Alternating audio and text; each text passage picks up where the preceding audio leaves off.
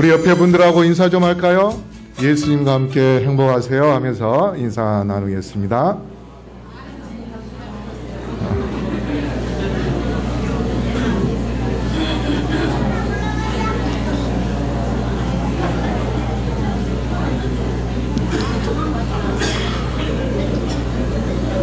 예, 우리가 교회에서 나쁜 말보다 또 다른 사람이 기분 나빠하는 말보다 사랑합니다, 감사합니다, 또 행복하세요, 그런 말을 많이 했으면 좋겠습니다. 자, 오늘 새 예루살렘과 성전이라는 그런 제목으로 말씀을 드려 하는데요, 계시록 14장 15절 16절 우리 다 같이 읽어볼까요? 시작. 또 다른 천사가 성전으로부터 나와 구름 위에 앉은 이를 향하여 큰 음성으로 외쳐 가로되 내 낫을 휘둘러 거두라. 거둘 때가 이르러 땅의 곡식이 다 익었음이로다 하니 구름 위에 앉으신 이가 낫을 땅에 휘두르매 곡식이 거두어지니라. 계시록 14장 15절부터 보면은 이 두 가지 곡식이 나옵니다. 두 가지 곡식이 나오는데 두 가지 그 열매가 나오는데 하나는 이삭 곡식이고 또 하나는 포도입니다.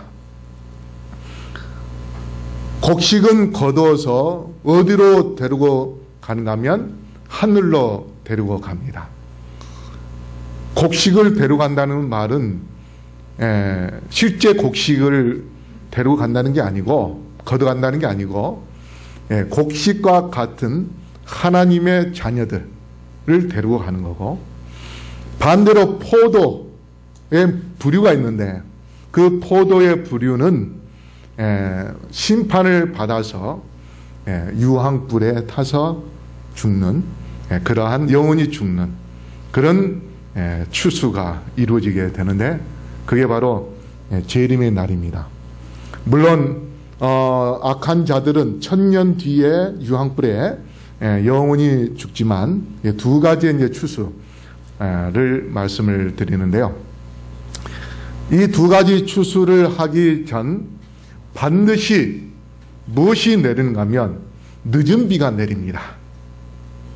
그래서 곡식은 늦은 비가 내릴 때에 그것을 흡수하면서 마지막으로 영양분을 흡수하면서 그것이 걷어지고 그 다음에 말리는 과정 속에 아주 단단한 알곡이 됩니다.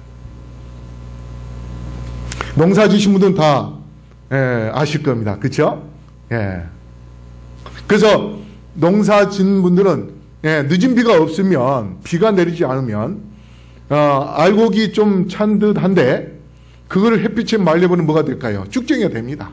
안에 알곡이 없어져요. 그래서 반드시 늦은 비가 있어야 그 영양분을 충분히 빨아 올리면서 그것으로 인하여 이제 햇빛에 말릴 때에 아주 단단한 그런 알곡이 되게 되어 있어요. 근데 반대로 포도를 거두어 드릴 때에 물이 많이 내리게 되면, 비가 많이 내리게 되면 어떻게 되는가? 바로 여기 있는 것처럼 맛이 없이 물을 많이 흡수함으로 인하여서 물이 그냥 배가 터지듯이, 배 터지듯이 마셔가지고 그 포도가 터져버리고, 그 다음에 당도가 높아야 되는데 물을 많이 마심으로 인하여서 맛없는 포도가 됩니다. 그래서 포도가 어느 정도 크고 난 다음에는 햇빛이 많이 쬐어줘야 수분이 줄어들고 당도가 반대로 높아지고, 그렇게 되어서 맛있는 포도가 되게 되어 있습니다. 그래서 이 두 곡식, 두 열매, 두 가지의 열매는 뭐에 의해서 운명이 갈려진다면 늦은 비에 의해서 운명이 갈려지는데, 목사에게 보낸 권면 506쪽에 거의 계절 끝에 내리는 늦은 비는 곡식을 연물게 하고 낫을 댈 수 있게 곡식을 준비시킨다. 주님께서는 천연계의 이러한 작용을 성령의 역사를 나타내는 일에 사용하신다. 여기 뭐라고 말씀하세요? 늦은 비가 하나님의 백성들, 그들이 곡식으로 여물도록 그렇게 해주는 역할을 한다, 그렇게 말합니다. 그런데 그 늦은 비는 곧 누구냐면 성령이에요. 그래서 늦은 비 성령, 목사에게 보내는 권면 506쪽 계속해서요, 곡식이 익는 것은 영혼 속에서 하나님의 은혜의 역사가 완성됨을 대표한다. 성령의 능력으로 하나님의 도덕적 형상이 품성 속에서 완전케 된다. 우리는 그리스도의 모습으로 온전히 변화되어야 한다. 자, 여기 보십시오. 늦은 비 성령을 받는 사람은 마지막 때에 그 늦은 비 성령에 의하여 품성이 온전하게 된다고 했습니다. 늦은 비 성령이 내릴 때에.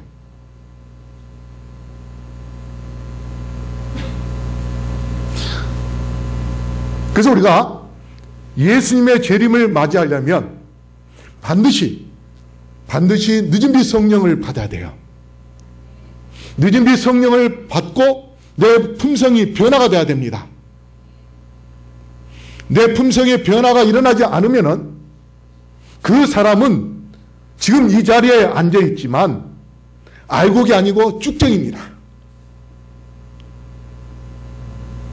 그래서 우리가 하나님의 말씀을 전도하는 일에 힘쓰게 되면 늦은 비 성령이 반드시 그 사람에게 내리게 되어 있습니다. 왜냐하면 그 사람에게 하나님께서 능력을 부어주셔서 그 영혼이 사람들을 만나 전도하고 영혼을 구원하도록 그렇게 하시는 것이 하나님의 목적이고 하나님께서 그 일을 하여 하시는 것입니다. 성령은 그 일을 하십니다. 그래서 우리가 금년에 정말 늦은 비 성령을 충만하게 받기 위하여 뭐에 힘써야 되겠습니까? 전도에 힘써야 됩니다. 전도하는 일에 힘쓴다면 우리가 우리의 말도 부드럽게 하게 되어 있습니다. 한번 생각해 보십시오. 내가 전도한 김모가 이렇게 교회에 나오는데 그 사람 본 데서 다른 사람하고 욕하고 싸우고 하면 될까요? 안 될까요? 그 사람이 내 그 모습을 보고 창피해서 교회에 나오겠습니까? 안 나옵니다. 그래서 그 사람을 전도해 놓고 나면 내 자신이 스스로 변하려고 더 노력을 할 수밖에 없어요. 말도 좋은 말도 하고 맨날 지각을 해도 뭐요? 그 사람 때문에 또 일찍 와서 그 다음에 잠위도 열심히 하고 평상시에는 성경도 잘 펴지도 않다가 그 사람이 오면은 성경책 뒤에 가서 갖다 주면서 또 성경도 열심히 찾아주고 그러한 모습. 그래서 우리가 영혼을 구원하는 것은 곧 누구를 구원하는 것과 같은가 하면 내 자신 영혼을 구원하는 것과 같습니다. 영혼을 구원하는 데 등한히 하면 내 자신의 영적인 삶도 등한히 할 수밖에 없어요. 그런데 새로운 영혼, 새로운 가족이 태어나면 어떻습니까? 우리 집안에도 새로운 아이가 태어나면 어떻습니까? 온 식구가 거기에 막 몰두하고 옛날에는 잘 돈도 안 쓰던 사람이 그 아이를 위하여 매일같이 뭔가 사주고 싶어하고 웃지도 않은 사람이 그 아이 앞에서는 그냥 방긋방긋 웃고 쇼를 하는 그런 모습을 아마 보게 될 겁니다. 최근에 그 할아버지 된 할머니 된 분들이 지금 징긋이 웃고 있어요 지금. 그래서 이 새로운 식구를 전도하고 나면 결국은 누가 사는가 하면 자신이 살 수밖에 없습니다. 자신이 사는 거예요. 그래서 하나님께서 계시록에 성령의 약속을 몇 번 했는가 하면 12번 했습니다. 계시록 1장 10절, 2장 7절, 11절, 17절, 29절, 3장 6절, 13절, 22절, 4장 2절, 14장 13절, 17장 3절, 21장 10절. 여러분, 이렇게 12번이나 성령에 대하여 계속 언급한 이유가 무엇일까요? 바로 마지막 때에 우리가 어린 양을 통하여서 회개하고 하나님과 나와의 관계를 회복시키는 그러한 일을 해야 되는데 그 일을 하는 데 있어서 그리고 하나님의 품성을 회복시키는 데 있어서 가장 중요한 역할을 하실 분이 바로 성령이시기 때문에 이렇게 요한계시록에 성령을 12번이나 강조했습니다. 최근에 우리 재림교회에서 몇몇 사람들이 하나님은 두 분밖에 없다. 아버지 하나님과 그 다음에 예수님밖에 없다. 성령은 예수님의 그냥 말이다.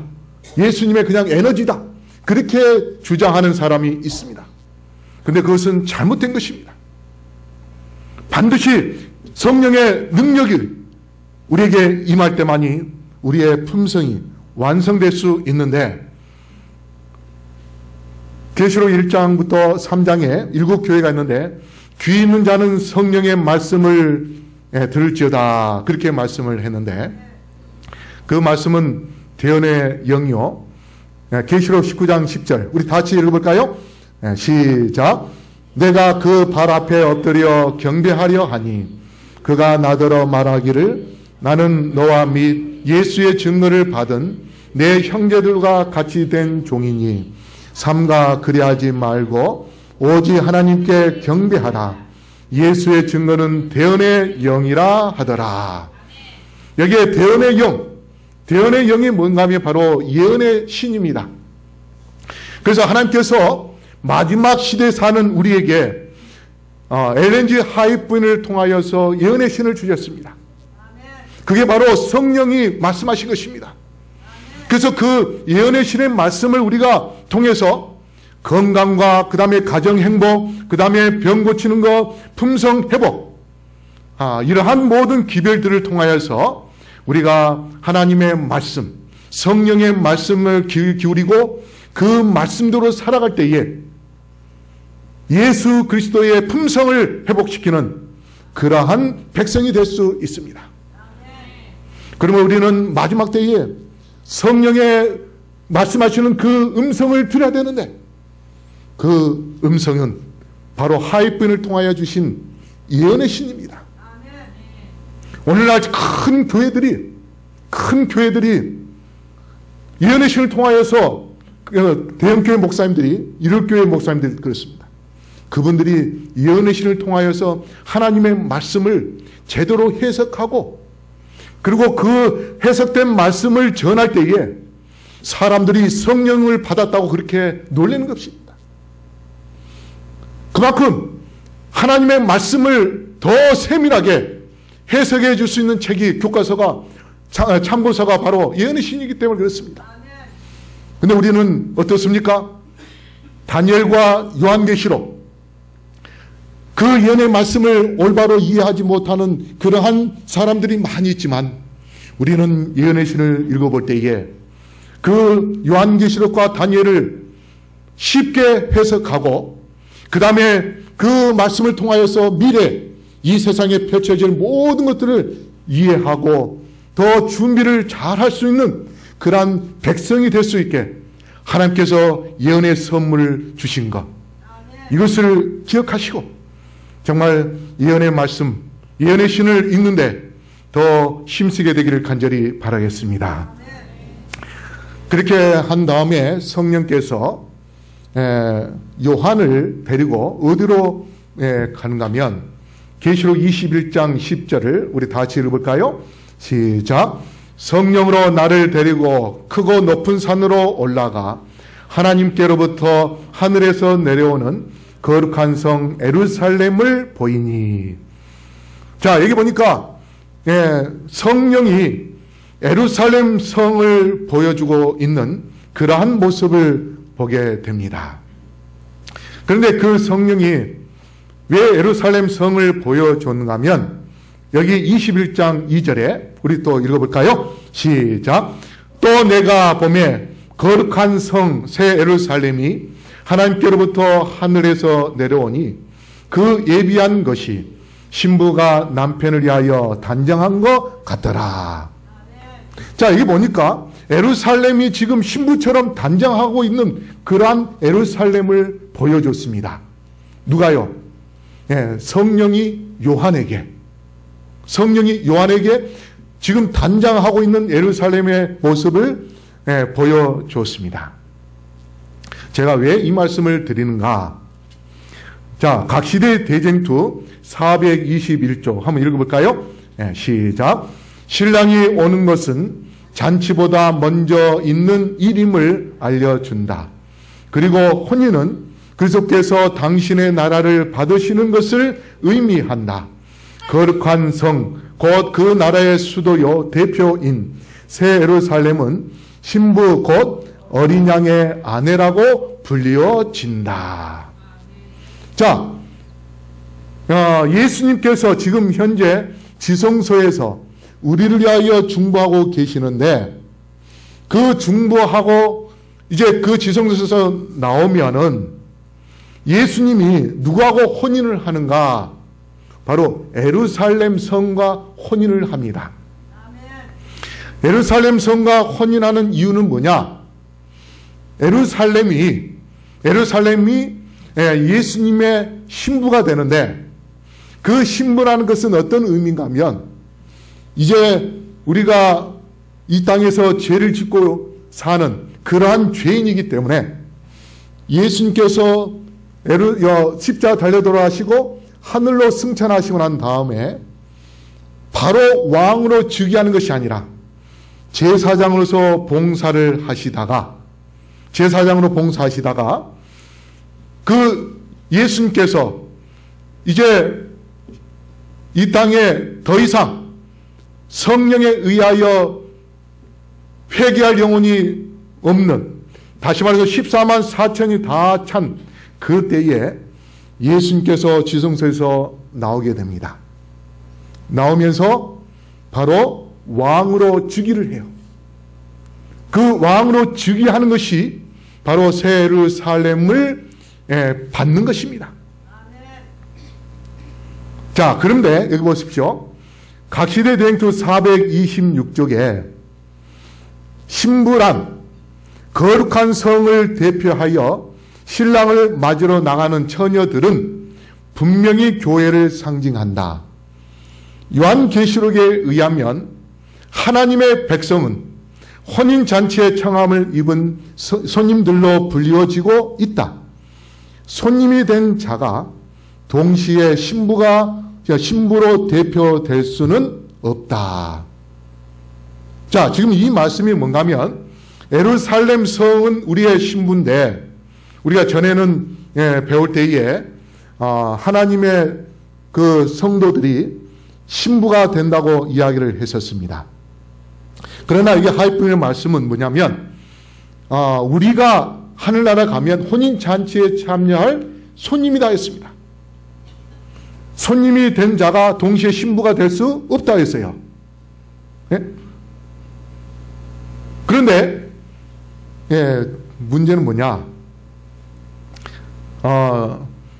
앤드루스 대학의 스테파노비치 그 신학 과장님이 예수 그리스도의 계시라는 그런 요한계시록 주석책을 냈는데, 그분이 뭐라고 주석을 했냐면, 신부라는 동일한 상징이 교회와 새 예루살렘 양편에 사용되었다. 자, 계시록 1장 6절에 예수님께서 나라와 제사장을 세우셨다고 말씀하십니다. 그러면 나라는 뭔가? SD의 주석에 나라는 마지막 교회라고 이야기했습니다. 교회가 나라다. 다시 말해서 마지막 교회는 뭐냐면 14만 4천인이라는 공동체, 그 공동체가 교회입니다. 남은 교회입니다. 그리고 그 남은 공동체, 남은 교회 공동체에 14만 4천에 참여하고 있는 한 영혼 우리는 뭐냐? 왕 같은 제사장이에요. 그래서 우리가 한국이 있고 한국 사람이 있는데, 한국 사람 한 사람 가지고 우리가 한국 나라라고 이야기할 수 있습니까? 없습니까? 할 수 없어요. 그래서 나라는 백성과 다릅니다. 개념이. 그래서 여기에 이야기한 교회, 신부를 상징하는 교회는 뭐냐면 14만 4천인으로 이루어질 남은 교회의 바로 마지막 영적 공동체가 바로 교회입니다.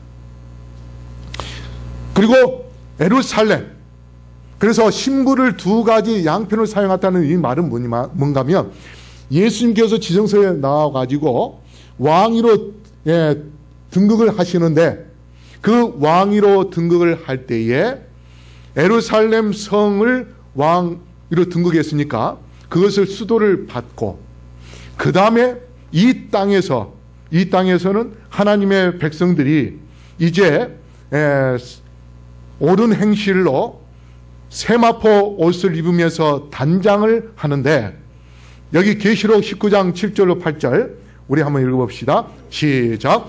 우리가 즐거워하고 크게 기뻐하여 그에게 영광을 돌리세. 어린 양의 혼인 기약이 이르렀고 그 아내가 예비하였으니 그에게 허락하사 빛나고 깨끗한 세마포를 입게 하셨은즉 이 세마포는 성도들의 옳은 행실이로다 하더라. 자, 예루살렘 성이 신부로 단장하고, 그 다음에 또 여기에 보니까 백성들, 하나님을 믿는 백성들이 또 세마포 옷을 단장합니다. 그래서 이 말씀을 우리가 이해하기 쉬운 게 산상보훈 10쪽에 한번 다 같이 읽어볼까요? 시작. 인생의 고난은 우리 성품에서 불순물과 거친 것을 제거해내는 하나님의 일꾼들이다. 이들에 의해 채석되어 깎이우고 끌로 새겨지고 갈리고 다듬어지는 것은 고통스러운 과정이다. 또 회전 연막이 속으로 들어가는 것도 힘든 일이다. 그러나 그 속에 들어간 돌은 하늘 성전의 제자리를 채우는데 부족함이 없게 준비되어 나온다. 자, 이 말씀을 이제 이해하기 전에, 자, 여기 보십시오. 이건 이제 솔로몬 성전인데요. 이 솔로몬 성전은 채석장에서 돌을 캐내가지고 거기서 다 다듬어 냅니다. 그래서 솔로몬 성전을 짓는 그곳에서는 일체의 망치 소리도 낼 수가 없어요. 하나님께서 아주 경건하게 거룩하게 성전을 지으라고 그렇게 했습니다. 그래서 옛날에 기둥을 하나 세운다면 기둥을 세 등분을 해서 맨 밑에 기둥이 있으면 그걸 옮겨놓고 그 다음에 그 사이에다가 뭘 놔두냐면 오늘날에는 그 세면과 모래를 섞어서 사모래라고 하는데 그거를 해서 벽돌을 쌓지 않습니까? 근데 옛날에는 금을 녹여가지고 금을 녹여서 똑같은 양으로 거기다가 녹인 것을 그 돌 위에다가 붓습니다. 그래가지고 그 금이 다 굳어버릴 때 돼서 또 그 위에다가 돌을 올려놓고 그렇게 해서 성전을 만들었습니다.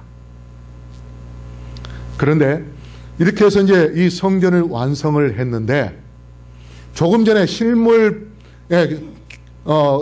산상보훈에서 나오는 그 말씀은 뭐냐? 지금 이 세상에서 어떤 작업을 하고 있는가 하면 하늘의 성전을 쌓는 만드는 그 과정을 위하여 우리 한 영혼 한 영을 택하여서 그 사람을 이 채석장에서 모난 품성들을 다 깎고 다듬고 그래서 고난이라는 점과 고통이라는 망치로 두들겨서 깎고 또 깎고 다듬고 연마해서 14만 4천인이 완성될 때에 이제 하늘 성전 지을 그것이 다 완료됐기 때문에 그때에 하나님의 인을 치고 그 다음에 14만 4천인이 완성되어 이제 하늘에서는 새 예루살렘 성이 단장이 되는데 이 땅에는 바로 14만 4천이라는 공동체 남은 교회가 다 완성이 되는 것입니다. 그렇게 해서 예수님이 이제 왕으로 즉위할 때에 바로 하나님의 나라의 백성들이 다 완성되었기 때문에 바로 그 백성들을 하나님께 드리고 예수님께 드리고 예수님은 이제 왕으로 즉위하게 되는 그러한 역사를 보게 되어서 여기 보십시오. 계시록 14장 1절 우리 다시 읽어볼까요? 시작. 또 내가 보니 보라 어린 양이 시온산에 섰고 그와 함께 14만 4천인이 섰는데 그 이마에 어린 양의 이름과 그 아버지의 이름을 쓴 것이 있도다. 여기에 시온산에 지금 누가 섰다 했습니까? 14만 4천이 섰다 했습니다. 이 말은 뭐냐? 이제 그들이 하나의 성전, 살아있는 성전이 완성됐기 때문에 시온산에 서 있는 하나의 살아있는 성전과 같은 그러한 존재가 되는 겁니다. 그렇게 해서 그들이 하나님의 보좌 가장 가까이에서 무엇을 합니까? 계시록 14장 3절에 저희가 보좌와 내 생물과 장로들 앞에서 새 노래를 부르니 땅에서 구소함을 얻은 14만 4천인 밖에는 능히 이 노래를 배울 자가 없더라. 이렇게 해서 마지막 여러분 여기 잘 기억하십시오. 예수님의 재림 전에 있게 될 마지막 그 재림과 승천 과정을 도표로 이렇게 보여드리는데요. 예수님이 우리를 위하여 대제사장으로서 중보하시는 것은 지성소입니다. 1844년 10월 20일부터. 그래서 그 지성 사업을 하는데 그 사업 지성소에서 나오는 것은 인치는 사업이 계시록 7장에 인치는 사업이 마치는데 그게 바로 14만 4천인이 완성되는 것입니다. 이건 마치 뭐와 같은가 하면 퍼즐과 같은데 퍼즐을 만들다가 마지막 하나 가장 중요한 그 퍼즐을 마치는 그 순간 그 퍼즐이 완성되는 것처럼 지금 예수님께서 계속 중보를 하면서 지금 퍼즐을 맞춰가고 있습니다. 그런 맞추는 가운데 이제 그것이 맞춰질 때에 천사들이 인을 칩니다. 그러나서 예수님이 지성소에서 나오면 이제 혼인식을 하여 혼인해가지고 예루살렘 성을 하나님께로부터 받습니다. 근데 그 성을 받을 때에 이 지상에서는 하나님의 나라를 상징하는 14만 4천인이라는 공동체, 이 교회가 완성됐기 때문에 그것도 받는 것입니다. 그래서 제가 생각할 때에 예루살렘 성이 단장되었다는 그 말은 14만 4천인이 완성되어서 하나님의 보호자의 곁에 있는 성전이 화려찬란한 그러한 빛을 나타내는 그러한 순간이 되지 않겠는가.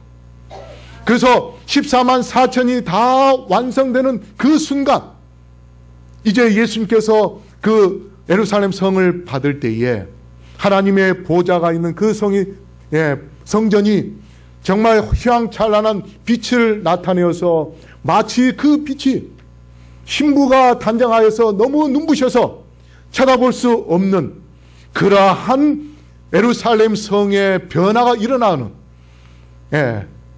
이거는 제 추측입니다. 왜냐하면 단장했다고 하는 것이니까. 그렇게 해서 예루살렘 성을 받고 이제 만왕의 왕으로 등극하시고 난 다음에 이 세상에는 한 1년여 동안 7 재앙이 내립니다. 그러고 나서도 끝까지 예수님을 믿는 성도의 인내가 여기 있나니 하는 그 말씀처럼 인내를 갖고서 예수님의 재림을 준비한, 살아서 예수님의 재림 맞이할 14만 4천인 그들이 이제 준비되었을 때 예수님께서 준비 다 됐기 때문에 예수님이 이 땅에 재림하시고 바로 그 재림한 날 아까 계시록 14장 15절에 예수님이 이안낫으로 뭐예요? 이제 그 다 익은 곡식들을 거두어서 하로 데리고 갑니다. 그렇기 때문에요. 여러분 잘 들으십시오. 그렇기 때문에 우리가 예수님이 지성소에 나오기 전까지 우리의 품성을 회복시켜야 됩니다. 그런데 우리가 품성의 회복에 가장 중요한 건 2가지가 있다면 첫째는 말씀의 순종입니다. 말씀에 순종하는 거예요. 우리가 금년에 제가 여러분에게 간곡히 부탁드린 것은 금년에 물론 지금까지 다 순종을 잘 하시는 그러한 분들도 많이 계십니다. 금년에 정말 여러분이 하나님의 말씀을 보고 그 말씀 그대로 순종하는 그런 삶을 살게 되기를 간절히 바라겠습니다. 그러한 삶을 살게 하여 예수님처럼 겸손한 마음을 갖게 되기를 바랍니다. 곡식은 익음으로 인해서 고개를 숙였습니다. 겸손한 마음, 겸손의 왕 되시는 예수님을 우리의 마음에 모시고 금년 한 해 동안 우리가 살 때에 정말 우리는 놀라운 품성의 변화를 가져오게 될 것이고 늦은 및 성령을 우리가 받게 될 것이고 그래야 이 교회가 늦은 및 성령을 통해서 부흥하는 그러한 성령의 교회가 될 수 있을 것입니다. 그래서 우리 성도 여러분 정말 우리 모두가 다 예수님께서 우리에게 거룩한 그러한 자가 되기를 베드로전서 1장 15절 16절에 원하고 계시고 그 다음에 베드로전서 1장 4절에 우리 다 같이 읽고 마치겠습니다. 시작.